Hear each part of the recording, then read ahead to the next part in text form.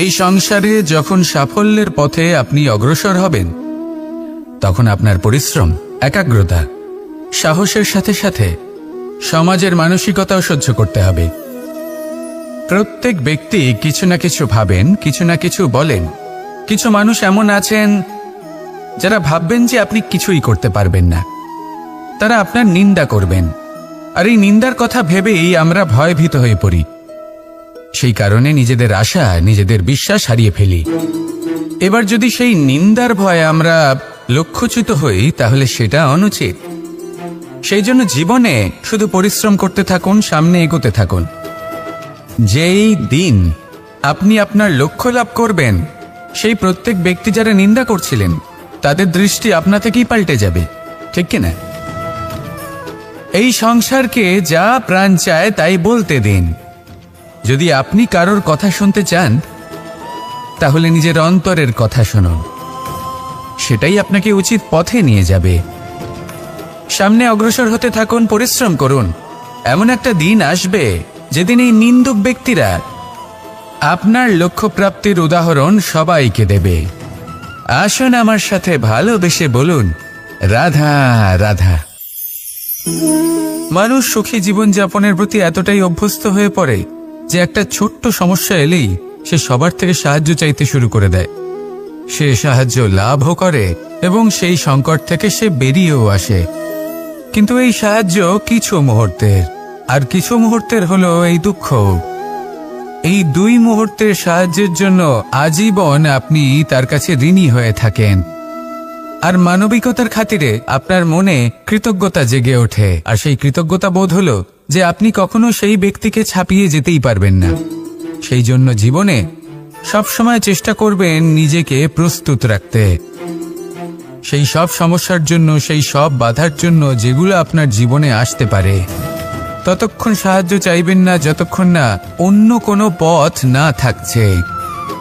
সাহায্য চাওয়া অনুচিত নয়, কিন্তু সাহায্য চাইলে এবং সাহায্য পেলে আপনি আজীবন কৃতজ্ঞ এবং ঋণী হয়ে থাকবেন।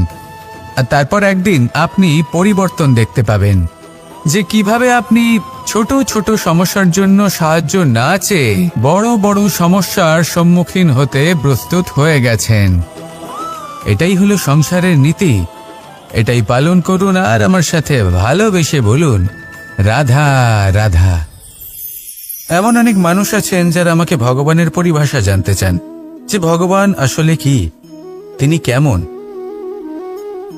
এবার দেখুন, ভগবান হোক বা আপনার স্বপ্ন হোক বা আপনার লক্ষ্য হোক না কেন, সেই লক্ষ্য তখনই পূর্ণ হয়, তখনই তাকে লাভ করা সম্ভব যখন আপনার দৃষ্টিভঙ্গি মঙ্গলময় হয়। যখন আপনি নিজে মনে করবেন যে আমি যেটা পেতে চাইছি তা শুভ। উদাহরণস্বরূপ, কোনো পাখিকে দেখুন, সে গাছের ডালে বসে এবং সেখানেই বিশ্রাম করে, কিন্তু পড়ে না। কেন? কারণ ওর বিশ্বাস যে যে শাখার উপরে ও বসে আছে সেটাই হলো ওর বাসস্থান। যদি আপনি বিশ্বাস করেন তাহলে আপনি পাথরের মধ্যেও ভগবান দর্শন করতে পারবেন। আর যদি বিশ্বাস না থাকে, তাহলে যদি ভগবান সামনে দাঁড়িয়েও থাকে তবেও আপনার বিশ্বাস হবে না। তাই বিশ্বাস করতে শিখুন। এই বিশ্বাসের আধারেই আপনি সেই সব কিছু পাবেন যা আপনি পেতে চাইছেন। আসুন আমার সাথে ভালোবেসে বলুন, রাধা রাধা। গুরু, যিনি পথ দেখান, আমাদের জীবনে অত্যন্ত গুরুত্বপূর্ণ, অত্যন্ত আবশ্যক। কিন্তু কিছু মানুষ মনে করেন যে গুরুর কোনো প্রয়োজন নেই, কারণ এই সমগ্র জ্ঞান মানুষের অন্তরেই নিহিত রয়েছে। এবার প্রশ্ন এটাই, যদি সমস্ত জ্ঞান মানুষের অন্তরে নিহিত থাকে তাহলে গুরুর কি প্রয়োজন? আর যারা আজ পর্যন্ত গুরুকে মেনে এসেছেন তারা কি অনুচিত করেছেন? এর উত্তর আমি আপনাকে দেব একটা উদাহরণ দ্বারা। একটা কাঠ যা জ্বলনশীল, জ্বলনের ঊর্জা তার অন্তরে নিহিত রয়েছে, কিন্তু তার জ্বলনের জন্য বাইরে থেকে একটা অনুঘটকের প্রয়োজন হয়। এই অনুঘটকই হলেন আপনার গুরু। উত্তাপ যা একটা কাঠকে জ্বালাতে পারে, সেই উত্তাপ হলো গুরুর প্রচেষ্টা। যদি সেই গুরুই না থাকে, তার প্রচেষ্টাই না থাকে, তাহলে সেই সমস্ত জ্ঞান যা মানুষের অন্তরে নিহিত তা ব্যর্থ হয়ে যাবে। যদি আপনার সাথে আপনার গুরু থাকেন, আপনার পথ প্রদর্শন করেন, আপনার অন্তরের জ্ঞানকে বাইরে নিয়ে আসতে পারেন, তাহলে তাকে সম্মান করুন আর আমার সাথে ভালোবেসে বলুন, রাধা রাধা। असतो मा सद्गमय, तमसो मा ज्योतिर्गमय, मृत्युर्मा मृतंगमय। জ্ঞান সেটাই যা অসত্য থেকে সত্যের পথে চালিত করে। প্রকাশ সেটাই যা অন্ধকার থেকে আলোর পথে নিয়ে আসে। জীবন সেটাই যা মৃত্যু থেকে অমরত্বের পথে নিয়ে যায়। এবার এই তিনটে, জ্ঞান, জীবন এবং প্রকাশ, একই রকম। শূন্য থেকে এর উৎপত্তি হয় এবং আস্তে আস্তে আপনার জীবনে বিস্তার লাভ করে। এবার আমরা এটাই ভাবি যে কেমন করে এই তিনটিকে আগলে রাখা যায়। এর উত্তর হলো, এদের আগলে রাখার প্রয়োজনই নেই, ভাগ করে দিতে হবে। কোনো বৃক্ষকেই দেখে নিন, একটি বৃক্ষ অনেক বছর ধরে বেঁচে থাকে। কেন? কারণ সে ভাগ করে দিতে জানে। সে নিজের বীজ ছড়িয়ে দেয়, এই ধরিত্রীতে দেয়, সেই বীজ যা অঙ্কুরিত হয়ে এক নতুন বৃক্ষকে জন্ম দেয়। শুধু ছড়িয়ে দিয়ে একটি বৃক্ষ জীবন দান করতে পারে। যদি কোনো ব্যক্তি জ্ঞান ছড়াতে শিখে যান, যদি প্রকাশ, আলোর কিরণ ছড়িয়ে দিতে শিখে যায়, কোনো ব্যক্তি তার জীবনের সুখ ছড়িয়ে দিতে শিখে যান, তাহলে তিনি মৃত্যুর পরও মৃত হন না। এই ভাগ করে দেওয়ার সুখটাই কিছুটা আলাদা। এই সুখ অনুভব করুন আর আমার সাথে ভালোবেসে বলুন, রাধা রাধা। আপনি কখনো কোনো সরোবরের দিকে তাকান, যার জল হলো শান্ত, স্থির। আপনি স্পষ্ট দেখতে পাবেন সেই সরোবরের তলদেশে কি রয়েছে। তাতে সাঁতরে বেড়াচ্ছে সুন্দর মাছ, চকচকে কিছু পাথর, স্বর্ণরূপী বালি, সবই আপনি দেখতে পাবেন।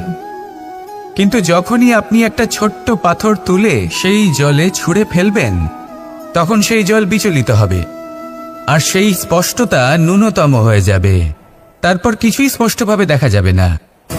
এই ঘটনা মানুষের সাথেও ঘটে। মানুষ যদি বিচলিত হয়ে পড়ে, তখন সে বুঝতে পারে না যে বর্তমানে কি হয়ে চলেছে আর ভবিষ্যতে কি করা উচিত। কিন্তু সেই মানুষ যদি শান্ত থাকেন, স্থির থাকেন, ধন্যাত্মক থাকেন, তাহলে নিশ্চিত রূপেই বুঝতে পারবেন যে বর্তমানে কি করতে হবে আর ভবিষ্যতে কি করতে হবে। তাই নিজের মধ্যে সেই স্থিরতা আনুন, সেই ধৈর্য ধরুন, নিজেকে শান্ত রাখুন আর সবার মধ্যে ভালোবাসা ছড়িয়ে দিন। এই মন প্রসন্ন হয়ে বলবে, রাধা রাধা। সম্পর্ক এ হলো এক বন্ধন যা আমাদের এক সূত্রে বেঁধে রাখে। কিন্তু এমন কিছু ব্যক্তি থাকেন যারা এই সম্পর্কের বিষয়ে নিজস্ব একটা ধারণা করে ফেলেন যে সম্পর্ক এরকম হওয়া উচিত, সম্পর্ক সেরকম হওয়া উচিত। আমি এই সম্পর্কের জন্য কত কিছু করেছি এই ব্যাখ্যা করতে থাকেন আর তার বদলে অনেক কিছু প্রত্যাশাও করেন। কিন্তু সত্য হলো এটাই যে সব সম্পর্ক একরকমের হয় না, কিন্তু প্রত্যেক সম্পর্কের একটা বিশেষত্ব থাকে। যেমন চোখ আর নাকের এই সম্পর্ককেই দেখুন।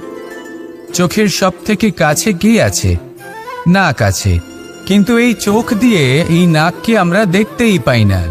তবে কি ধরে নেব এই সম্পর্কের কোনো মূল্য নেই? এমনও নয়।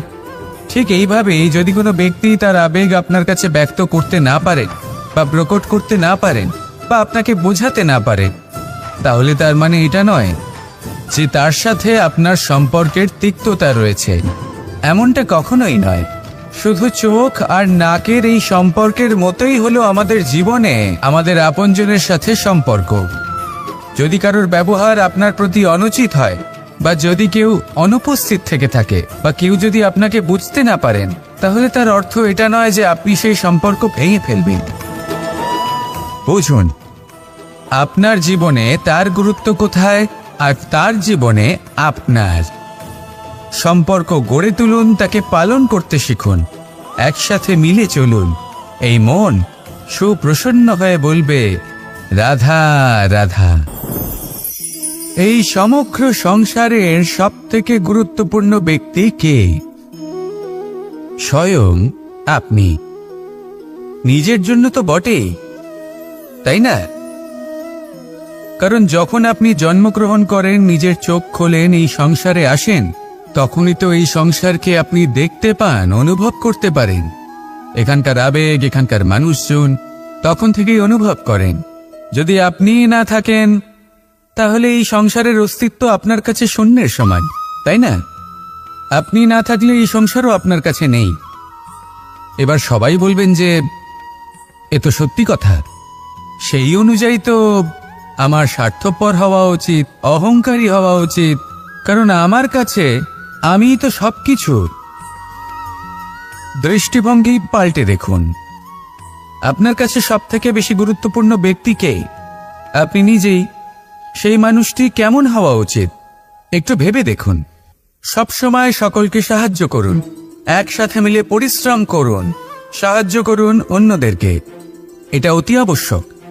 এবং তার থেকেও বেশি গুরুত্বপূর্ণ হলো এটাই যে আপনার মনে যেন কখনো এই বিষয়ে ভয় না থাকে যে আমি আমার প্রিয়জনদের, আমার কাছের মানুষগুলিকে হারিয়ে ফেলব।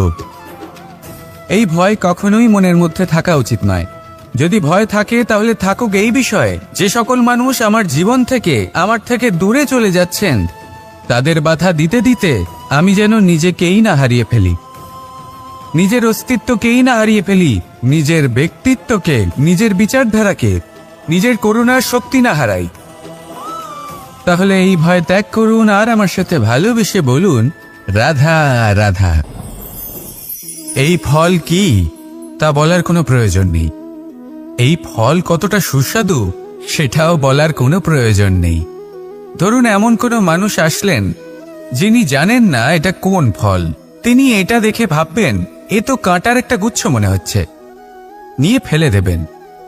সেখানে দ্বিতীয় কোনো ব্যক্তি যিনি বুঝদার, তিনি দেখবেন, ভাববেন যে প্রকৃতি এর গায়ে এত কাঁটা কেন দিয়েছে? অবশ্যই সুরক্ষার জন্য দিয়েছে, অর্থাৎ ভিতরে অবশ্যই অমূল্য কিছু রয়েছে। সেই ধরনের ব্যক্তি এই ফলের অন্তরে প্রবেশ করেন এবং এই ফলের আনন্দ উপভোগ করেন। এরকমই কিছুটা আমাদের সংসারেও আমরা দেখতে পাই। প্রত্যেক দিন আমরা নতুন নতুন মানুষের সাথে পরিচিত হই। এমন কিছু ব্যক্তি থাকেন যাদের সাথে প্রথম আলাপের পর আমাদের এটা মনে হয় যে এই ব্যক্তিকে দেখে একটু রাগী ব্যক্তি মনে হচ্ছে, বড়ই অহংকারী বোধ হচ্ছে, উদ্ধত মনে হচ্ছে। বেশিরভাগ মানুষ প্রথম আলাপের পরে তাদের সাথে দূরত্ব বজায় রাখবেন। কিন্তু যিনি বুঝদার ব্যক্তি, তিনি ভাববেন যে এই ব্যক্তি এমন কেন করছেন।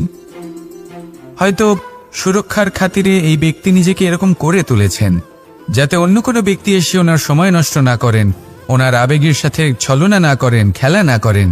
হয়তো অতীতে এমন কোনো ঘটনা ঘটেছে যার জন্য এই ব্যক্তি কিছুটা এরকম হয়ে গেছেন। এমনই একজন ব্যক্তি সেই ব্যক্তির মনের গভীর পর্যন্ত পৌঁছতে পারেন আর সেখান থেকে শুভ গুণগুলিকে বাইরে বের করে আনতে পারেন। এরকমই ব্যক্তি হয়ে উঠুন, এমন বুঝদার ব্যক্তি হয়ে উঠুন যিনি সামনের ব্যক্তির খারাপ গুণগুলিকে অবহেলা করে হৃদয়ের অন্তঃস্থল থেকে শুভ গুণগুলিকে প্রকাশিত করে এবং সেই ব্যক্তিকে দেখাতে পারে। এমন ব্যক্তি হয়ে উঠুন যিনি নিজের জীবনকেও সফল করে তোলেন এবং অন্যের জীবনকেও। আসুন আমার সাথে ভালোবেসে বলুন, রাধা রাধা। আমি জীবনে অনেক ভালো মানুষের সংস্পর্শে এসেছি। এমন ব্যক্তি যিনি আজীবন জ্ঞান লাভ করে থাকেন, পড়তেই থাকেন, পড়তেই থাকেন, জ্ঞান অর্জন করতেই থাকেন, অত্যাধিক জ্ঞান অর্জন করতে থাকেন। কিন্তু এইটুকুই কি যথেষ্ট? ধরে নিন কোনো ব্যক্তি শিল্পকলার বিষয়ে অনেক বই পড়ে ফেলেছেন, কিন্তু কখনো শিল্পকর্মই করেননি। তাহলে সেই জ্ঞানের কি লাভ?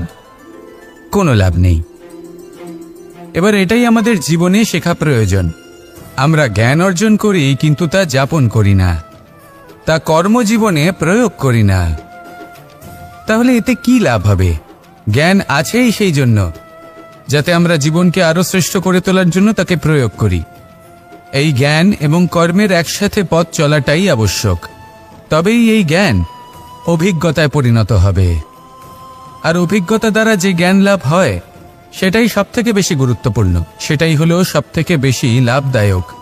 সেই জন্য শুধু জ্ঞান অর্জন করবেন না, তাকে প্রয়োগ করুন, তাকে কর্মজীবনে প্রয়োগ করুন, জীবনকে আরো শ্রেষ্ঠ করে তুলুন। আর আমার সাথে ভালোবেসে বলুন, রাধা রাধা। এটা হলো একটা সাদা পাতা। এবার এতে আমি যাই লিখব সেটাই এর অস্তিত্ব হবে। এতে আমি প্রেমের কিছু কথা লিখে একে প্রেমপত্র বানিয়ে তুলতে পারি। মাতা পিতার জন্য একটা শুভ সংবাদ লিখতে পারি। শত্রুর বিষয়ে সতর্ক করব বলে সেনাকে একটা সংবাদ লিখতে পারি। দ্বারকাবাসীর জন্য কোনো সংবাদ পাঠাতে পারি। যাই লিখব এই পত্র সেটাই হয়ে উঠবে। সেই রকমই হলো আমাদের জীবন। আমরা যেমন কর্ম আমরা করব, আমাদের অস্তিত্ব এবং ব্যক্তিত্ব ঠিক তেমনই হয়ে উঠবে। যদি আপনি একটা অসাধারণ, উজ্জ্বল এবং সম্মানজনক জীবনযাপন করতে চান, তাহলে তার একটা রহস্য আপনাকে বলি। যেমন কথন হবে, কর্ম তেমন হবে। অর্থাৎ যতটুকু বলেছেন ততটুকুই করুন, আর যতটুকু করেছেন ততটুকুই বলুন। এই একটা নিয়ম যদি আপনারা পালন করেন, তাহলে এই সংসারের সমস্ত পণ্ডিত আপনাকে অবশ্যই সম্মান করবেন। তাহলে এটাই করুন আর আমার সাথে ভালোবেসে বলুন, রাধা রাধা। বিন্দু বিন্দু জলেই সাগর নির্মাণ হয়। এবার এই কথা আমরা সকলে জানি। আপনি কি এই কথাটা জানেন যে ছোট ছোট সুখের দ্বারাই বড় সুখ লাভ করা যায়? একজন বাবাকে দেখুন, সন্তানের জন্ম থেকে তার যুবক হওয়া পর্যন্ত তার সাথে ছোট ছোট সুখ যাপন করেন। এই ছোট ছোট সুখগুলি তাদের প্রেমের সম্পর্কে গভীরতা নিয়ে আসে, এবং প্রেমের এই গভীরতা তাদের জীবনে বড় সুখ নিয়ে আসে। এটা ঠিক সেই রকম যেরকম বিশাল এক সমুদ্রে, গভীর এক সমুদ্রে অমূল্য রত্ন খুঁজে পাওয়া যায়। এটাও ঠিক সেই রকমই। সেই জন্য জীবনে বড় বড় সুখের খোঁজ করতে গিয়ে সময় নষ্ট করবেন না। এই যে ছোট ছোট সুখ আছে, এগুলোকে যাপন করা শুরু করুন, এগুলোর আনন্দ লাভ করুন, এগুলোরই উৎসব পালন করুন। প্রেমের গভীরতা বুঝুন আর এই গভীর প্রেমে মন নিমজ্জিত করুন। তারপরে দেখুন এই মন আর এই জীবন সুপ্রসন্ন হয়ে বলবে, রাধা রাধা। মানুষের জন্ম কখনো তার ভবিষ্যৎ নির্ধারণ করতে পারে না। হ্যাঁ, ওর জীবনযাত্রা অবশ্যই সুখময় হতে পারে। নির্ভর করে যে ও কোন পরিবারে জন্ম নিচ্ছে, তার পরিবার পরিজন কে হন, তার মাতা পিতা কে হন, তাকে কেমন শিক্ষা দেওয়া হয়েছে, কেমন ভাবে পালন করা হচ্ছে। সে কিন্তু কুপাত্রও হতে পারে, আবার সুপাত্রও হতে পারে। কিন্তু সে চলে যাওয়ার পর এই সংসার তাকে মনে রাখবে নাকি না? আর যদি মনেও রাখে, তাহলে কিভাবে মনে রাখবে সেটা নির্ভর করছে তার কর্ম এবং তার নির্বাচনের উপর। ঠিক যেমন বর্ষার এই জলের ফোঁটা যখন মেঘ থেকে ঝরে পড়ে, তখন তার এই নির্বাচন হলো গুরুত্বপূর্ণ, কারণ তার নির্বাচন তার উপর নির্ভর করছে তার ভবিষ্যৎ কেমন হবে। ঝিনুকের মুখে পড়লে মুক্ত হয়ে ওঠে, সাপের মুখে পড়লে বিষ, আর যদি কোনো পাতায় পড়ে তাহলে শিশিরে পরিণত হয়। তাহলে কর্ম এবং নির্বাচন দুটি জীবনে গুরুত্বপূর্ণ। এদের বিষয় বিশেষ যত্ন নেবেন এবং আমার সাথে ভালোবেসে বলবেন, রাধা রাধা। আমাদের সকলের কাছে বৃক্ষ অত্যন্ত প্রিয়। আমরা সর্বদাই চাই এই বৃক্ষ যেন সবুজ থাকে, ফুলে ফলে ভরে থাকে, আমাদের ছায়া প্রদান করে, তা যেন সুস্থ থাকে, আমাদের ফল প্রদান করে। আর সেই জন্য আমরা প্রতিদিন সেই বৃক্ষকে জল প্রদান করি। কিন্তু কখনো ভেবে দেখেছেন যে জল তো আমরা বৃক্ষের গোড়ায় দিই, তারপরেও এই জল সেই বৃক্ষের প্রত্যেকটি পাতায় ঠিক পৌঁছে যায়? এটা কিভাবে সম্ভব? কিছুটা এরকমই হলো আমাদের কর্ম। যদি এই পৃথিবীতে থেকে শুদ্ধ মনে সৎকর্ম করেন, এই কর্ম সোজা ঈশ্বরের কাছে গিয়ে পৌঁছয়। যদি শ্রদ্ধা ভাব নিয়ে সমর্পিত হয়ে শুদ্ধ চিত্তে আপনি কাউকে সেবা করেন, তা সে মাতা পিতাই হোক, পরিবার হোক, গুরু হোক, পশুপক্ষী হোক বা সমাজ হোক, তাহলে সেটা সোজা ঈশ্বরের চরণে সমর্পিত হয়। সব সময় সবসময় শুদ্ধ চিত্তে সমর্পিত হয়ে এবং মনে শ্রদ্ধা ভাব নিয়ে কর্ম করুন। ঈশ্বর নিজে থেকেই এর ফল আপনাকে প্রদান করবেন। আসুন আমার সাথে ভালোবেসে বলুন, রাধা রাধা। ইচ্ছে এবং চেষ্টা এই দুই মানুষের মধ্যে আছে, কিন্তু এই দুইয়ের মধ্যে সামঞ্জস্য থাকা খুব প্রয়োজন। আপনার যা ইচ্ছে সেটা পূর্ণ করার জন্য চেষ্টার প্রয়োজন তো অবশ্যই। আপনি যে স্বপ্ন দেখেন সেটা পূর্ণ করার জন্য নিদ্রা ত্যাগ করে চেষ্টা করা অত্যন্ত প্রয়োজনীয়, নয়তো এই স্বপ্ন কখনোই পূর্ণ হবে না। যদি আপনি কোনো প্রশ্নের উত্তর চান তাহলেও আপনাকে চেষ্টা করতেই হবে। জীবনে যদি সামনে এগোতে হয় তাহলে পাকে কষ্ট দিয়ে সামনে এগোতে হবে, চেষ্টা অবশ্যই করতে হবে। যদি আপনি চেষ্টা না করেন, পরিশ্রম না করেন, তাহলে এই সংসার আপনাকে পেছনে ফেলে সামনে এগিয়ে যাবে। নিজের ইচ্ছেগুলিকে মন থেকে বাস্তবে আনুন আর চেষ্টার দ্বারা তাকে সার্থক করুন। এই মন প্রসন্ন হয়ে বলবে, রাধা রাধা। এই সংসারের অন্তের এর বিনাশের প্রারম্ভ কিভাবে হয়? কোনো যোগের মাধ্যমে, কোনো ভয়ানক অসুরের আগমনে, নাকি প্রকৃতির রাগের কারণে? না, এই সংসারের বিনাশের প্রারম্ভ হয় আমি থেকে। এই আমি, এই তুমি, এটা আমি করেছি, ওটা তুমি করেছো, এটা আমার, ওটা তোমার, আদি ইত্যাদি। এই ভাব যখন মনে বাসা বেঁধে নেয়, সর্বপ্রথম ঘর ভাগ হয়, তারপর বসতি, তারপর প্রাণ, আর তারপর দেশ, আর সবার শেষে সমস্ত সংসার ভাগ হয়ে যায়। আর এই ভাগ হয়ে যাওয়া শেষে মনোমালিন্যে পরিণত হয়। এখন এমত অবস্থায় কি করা যেতে পারে? কিভাবে বাঁচা যায় এই পরিস্থিতির থেকে? কিভাবে দূরে থাকা যায় এই বিনাশের থেকে? উত্তর সেই একটাই, করুণা। একে অপরের দরকারগুলি বুঝুন, একে অপরের সমস্যাগুলি বুঝুন, একে অপরের দুঃখের সাথী হয়ে দাঁড়ান, একে অপরের সুখের ভাগীদার হন। আর শেষে যখন এই আমি আমরাতে পরিণত হবে, তখন এই বিনাশ নিজে থেকেই দূরে চলে যাবে। তাহলে আমরাতে বিশ্বাস করতে শিখুন আর আমার সাথে ভালোবেসে বলুন, রাধা রাধা। এই মুদ্রা, এবারে ভাবুন, এটাই আমাদের জীবন, জীবনের সুখ আর দুঃখ। এই মুদ্রার, এই জীবনের দুটি দিক। কিন্তু যখনই আমরা ঈশ্বরের কাছে প্রার্থনা করি তখনই আমরা সুখ চাই, আর সেই সুখ আসেও। আর যখনই সেই সুখ আসে তখন ব্যক্তি সর্বপ্রথম তাকে ভুলে যায় যে দুঃখের সময় ওনার সাথে ছিলেন। আর এমত অবস্থায় উনি সাহায্য করেন না, উনি করেন উপকার। আর এই উপকারের বদলে মানুষের থেকে উনি নিজের জন্য শ্রদ্ধা চান। আর সেই শ্রদ্ধা, সেই চাহিদার কারণে উনি নিজেকে অন্যদের থেকে শ্রেষ্ঠ, অন্যদের থেকে ভিন্ন মনে করতে বিবশ হয়ে যান। আর আলাদা হবার কারণে তার মধ্যে জেগে ওঠে অহংকার, আর সেটাই হয় তার পতনের কারণ। এবার এতে কি করা যেতে পারে? কি চাওয়া যেতে পারে ঈশ্বরের কাছে? এই প্রশ্ন অবশ্যই মনে আসে।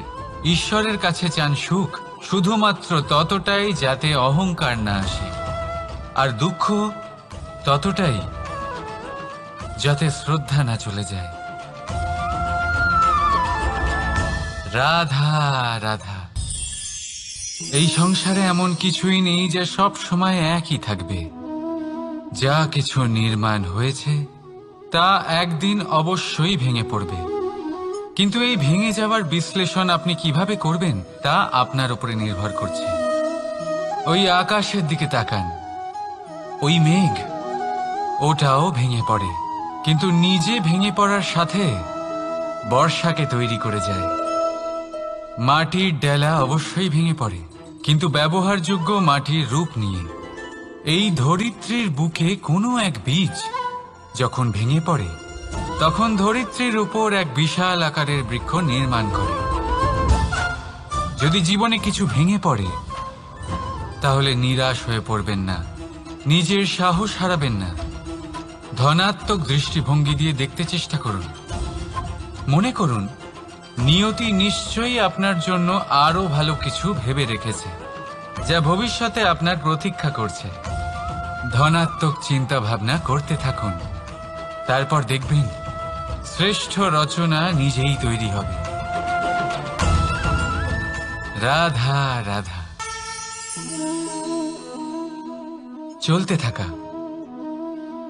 থেমে যাওয়া, বিশ্রাম নেওয়া, তারপর দম নিয়ে পুনরায় দাঁড়িয়ে পড়া, আর তারপর আবার সেই পথ চলা। এটা জীবনের অভিন্ন এক অঙ্গ, এটার থেকে আপনি পালাতে পারবেন না। কিন্তু এই অঙ্গকে আপনি নিজের জীবনে কিভাবে প্রয়োগ করবেন, কিভাবে তাকে কাজে লাগাবেন, সেই সিদ্ধান্ত আপনাকে নিতে হবে। যারা হেরে যান তারাও জীবনে থমকে যান, আবার যারা জেতেন তারাও দাঁড়িয়ে পড়েন। যারা হেরে যান তারা হাঁপিয়ে দাঁড়িয়ে পড়েন, যারা জিতে যান তারা দাঁড়িয়ে পড়েন সেই সর্বোচ্চ স্তরে পৌঁছে গিয়ে। এবার দাঁড়াতে তো আপনাকে হবেই, তা হতেই হবে। কিন্তু কখন, কিভাবে দাঁড়াবেন, ক্লান্ত হয়ে নাকি সর্বোচ্চ স্তরে পৌঁছে গিয়ে, সেই সিদ্ধান্ত আপনার। অবশ্যই দাঁড়িয়ে পড়ুন, কিন্তু ক্লান্ত হয়ে নয়, কারণ আপনাকে পুনরায় দাঁড়িয়ে পড়তে হবে, পুনরায় যাত্রাপথে এগোতে হবে এবং সর্বোচ্চ স্তরে পৌঁছতেই হবে। রাধা রাধা। স্বপ্ন, আমরা জীবনে স্বপ্ন দেখতে থাকি, সেটা পূরণ করার পূর্ণ প্রয়াস করে থাকি। কিন্তু এই স্বপ্ন পূরণ না হওয়ার পরিস্থিতিতে আমরা ভেঙে পড়ি, ছিন্ন বিচ্ছিন্ন হই, আর তারপরেই বোঝা আমরা আগামী প্রজন্মের ওপর রীতিমতো চাপিয়ে দিই। আমরা এটাই মনে করি যে আমরা যেটা হতে পারিনি সেটা আমাদের সন্তান অবশ্যই হবে। আমরা যা কখনো পাইনি আমাদের সন্তান অবশ্যই তা পাবে। এটা যে অনুচিত সেটা আমরা ভাবি না, কিন্তু এটা ভুল, আর এই ভুল আমরা সকলেই করে থাকি। সন্তান প্রকৃতি আর পরমাত্মার আশীর্বাদ। ওদের ভেতরে তাদের নিজের একটা অস্তিত্ব লুকিয়ে থাকে, সেটা মন দিয়ে দেখুন তো। আপনি শুধু ওই সন্তানকে জন্ম দিয়েছেন, কিন্তু ওর জীবন আপনার নয়। তাই নিজের সন্তানের সাথে থাকুন, সময় কাটান, ওদেরকে ভালোবাসুন, সবসময় প্রেরণা দিন, কিন্তু প্রেরণা দিন ওর নিজের অস্তিত্বকে বাড়ানোর জন্য, ওর নিজের স্বপ্ন পূরণ করার জন্য, আপনার স্বপ্ন পূরণ করার জন্য নয়। ওদের অস্তিত্বকে পূর্ণাঙ্গে বৃদ্ধি পেতে দিন। রাধা রাধা। এই পুকুর দেখছেন আপনি? পুকুরের জল কখনো প্রবাহিত হয় না, একই স্থানে জমে থাকে, আর সেই কারণে কিছুদিন পর ময়লা হতে শুরু করে। কিন্তু তাও আমরা একে ত্যাগ করি না, আমরা তবুও একে পুজো করি।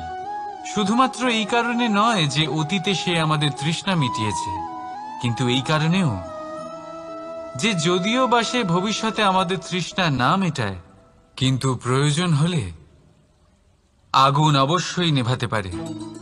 ঠিক সেই রকমই হয় আমাদের সম্পর্ক, সম্পর্ক যা আমরা বহু বছর পরিশ্রম করে তৈরি করি, যে দরকার পড়লে আমাদের সহায়ক হয় কোনো না কোনোভাবে।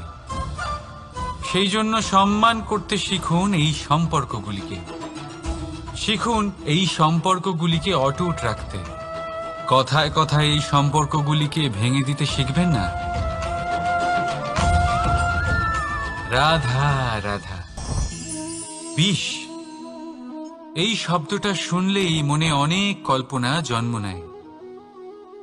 কল্পনা অসহ্যকর তিক্ততা, কল্পনা অত্যন্ত বেদনাদায়ক মৃত্যু। এবার যদি আপনাকে জিজ্ঞেস করা হয় যে সবচেয়ে বিষাক্ত বিষ কোনটা, তাহলে আপনি কি বলবেন?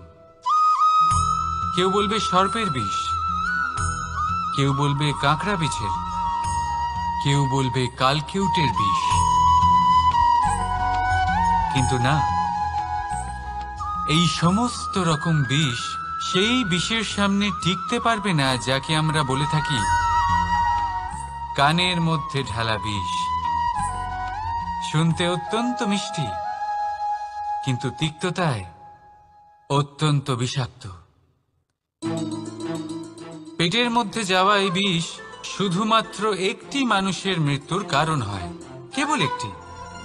কিন্তু কানের মধ্যে ঢালা এই বিষ একাধিক সম্পর্কের নাশ করতে পারে। আর এটাতে সেই ব্যক্তির ভুল নেই যে আপনার কানে বিষ ভরেছে, আপনি তাকে দোষ দিতে পারেন না। এখানে দোষ আপনার নিজের, যে এই বিষকে আপনি নিজের উপরে প্রভাব ফেলতে দিয়েছেন, এই বিষকে সুযোগ দিয়েছেন আপনার ক্ষতি করতে। এটা আপনার ভুল। সেই জন্য কুমন্ত্রণায় কখনো কান দেবেন না।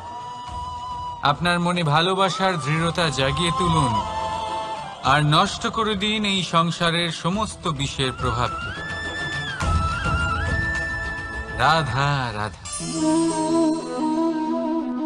জীবন, আমাদের এই জীবন সুখ আর দুঃখ, এই দুইয়ের মিশ্রণ। এদের সংমিশ্রণই জীবনের ভারসাম্য বজায় রাখে। এখন এই সুখ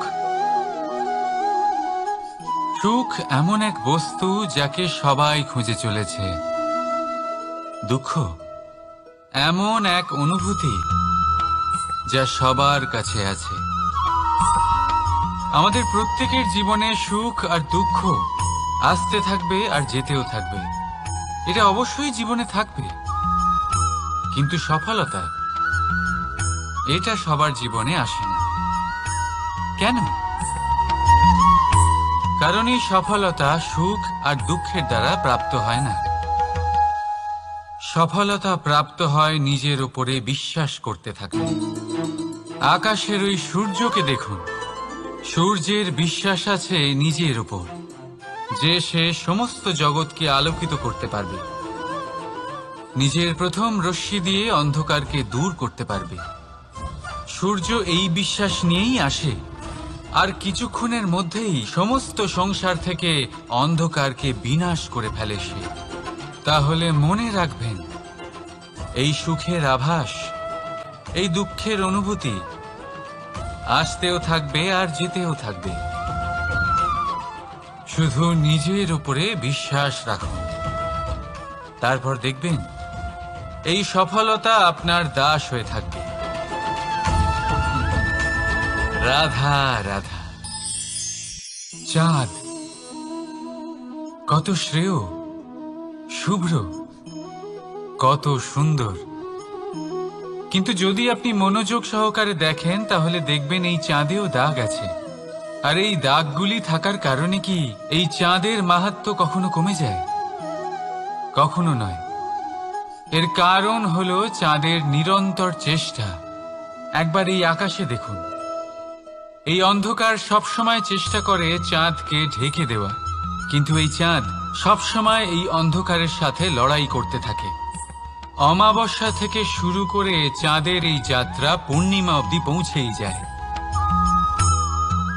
আর তাই এই চাঁদের পুজো করা হয়। এই কারণে এই চাঁদকে মাহাত্ম্য দেওয়া হয়। এইভাবেই যদি আপনার মধ্যে কোনো দোষ থাকে, কোনো খারাপ কিছু থাকে, তাহলে সেটা কোনো বড় ব্যাপার নয়। চেষ্টা করুন সেটাকে শুধরে নেওয়ার। কিন্তু সেই কারণে নিজেকে খারাপ মনে করা, এটা অনুচিত। নিজের ভুলগুলো, নিজের দোষগুলো, নিজের খারাপ দিকের কথা ভুলে আপনি এই সংসারের ভালোর দিকে প্রস্থান করেই দেখুন না। আপনি দেখবেন আপনার অন্তরের তেজ ঠিকরে বেরোচ্ছে। রাধা রাধা। এই পিঁপড়েদের দেখছেন আপনি? সবাই একই রকমের। এদের মধ্যে তফাৎ খুঁজে বার করা অসম্ভব। মনে হয় যেন ওদের আলাদা আলাদা অস্তিত্বই নেই। কিন্তু যদি আপনি মন দিয়ে দেখেন তাহলে দেখবেন প্রতিটা পিঁপড়ের আলাদা কাজ নির্ধারিত, তাদের আলাদা অস্তিত্ব আছে। কেউ বাড়ি বানানোর জন্য মাটি সংগ্রহ করতে পটু, কেউ ঢিপি বানাতে পটু, কেউ খাবার খোঁজায় পটু, আবার কেউ সেই খাবার আনায় পটু। ঠিক সেরকমই হয় মানুষেরা। মনে হতেই পারে সবাই একই রকম, কিন্তু প্রতিটা মানুষের ব্যক্তিত্ব, প্রতিটা মানুষের অস্তিত্ব ভিন্ন হয়। আর সত্যি কথা বলতে কি, প্রতিটা মানুষের ভিন্নতাই আমাদের প্রগতির দিকে নিয়ে যায়। ভাবুন, যদি আপনাকে কারোর সাথে হাত মিলিয়ে চলতে হয়, তাহলে আপনাকে আপনার সোজা হাত তার উল্টো হাতে ধরে এগোতে হবে। এটাই সৃষ্টিকর্তার সৃষ্টির নিয়ম। ভিন্নতা, এই ভিন্নতাকে আশীর্বাদ ভেবে চলুন, এতে কোনো খারাপ নেই। রাধা রাধা। দাদা আমাকে বহুবার জিজ্ঞেস করেন যে কানাই, তুমি রাধার সাথে এই সংসারকে প্রেম শেখাতে এসেছো, তাহলে কেন তুমি রাধাকে এত বিরক্ত করো? কেন ও তোমাকে বিরক্ত করে? কেন এই ঝগড়াঝাটি হয়? কেন এই টানাপোড়েন চলে? এবার এটার উত্তর আমি কিছুটা এইভাবে দিতে চাই। পিঁপড়ে সেই বাড়িতেই প্রবেশ করে যেখানে মধু উপস্থিত আছে। যদি আপনার বাড়িতে মধু থাকে, কোনো মিষ্টি জিনিস থাকে, মিষ্টত্ব থাকে, তাহলে পিঁপড়ে সেখানে অবশ্যই প্রবেশ করবে। ঠিক এইরকমই হয় আমাদের সম্পর্ক।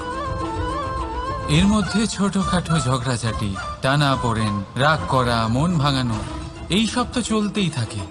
বিশেষ করে সেই সম্পর্কগুলিতে যেখানে মিষ্টত্ব আছে। মনে রাখবেন, যেই সম্পর্কে কোনো খুনসুটি নেই, রাগ করা, মান ভাঙানো নেই, কোনো ছোটখাটো ঝগড়াঝাটি নেই, সেই সম্পর্ক শুধুমাত্র মস্তিষ্ক দিয়ে পালন করা হচ্ছে, মন থেকে নয়। তাই মন থেকে ভালোবাসতে শিখুন। আর এই ছোটখাটো ঝগড়াঝাটির, এই অম্ল মধুর খুনসুটির আনন্দ উপভোগ করুন, কারণ এতেও ভালোবাসা আছে। রাধা রাধা। এই পুস্তক বড়ই কাজের জিনিস।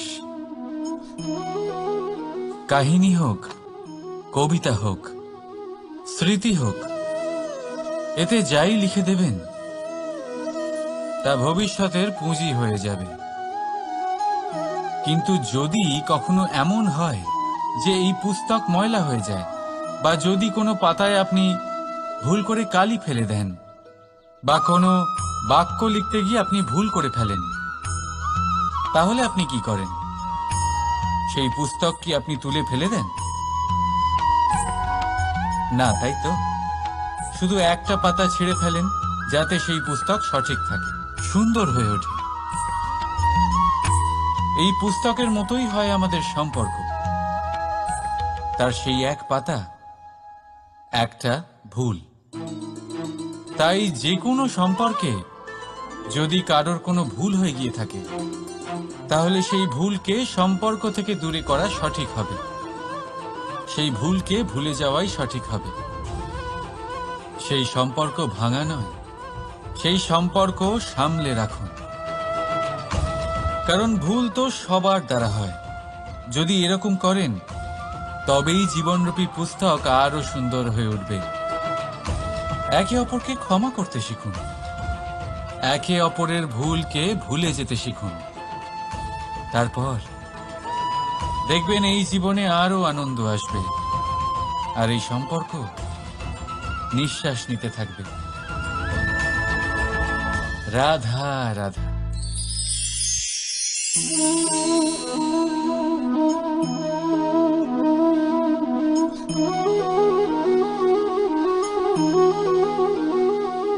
আমার এই ছায়া দেখতে পাচ্ছেন আপনি?